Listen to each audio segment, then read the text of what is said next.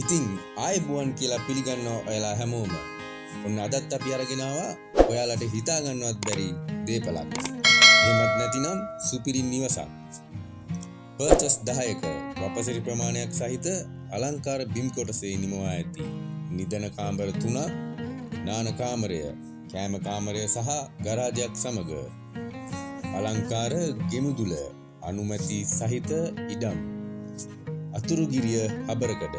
ඉතින් තවත් පහසුකම් ගොඩක් සමග ඉක්මන් කරන්න ඔබට කරන්න තියෙන්නේ පොඩි දෙයයි.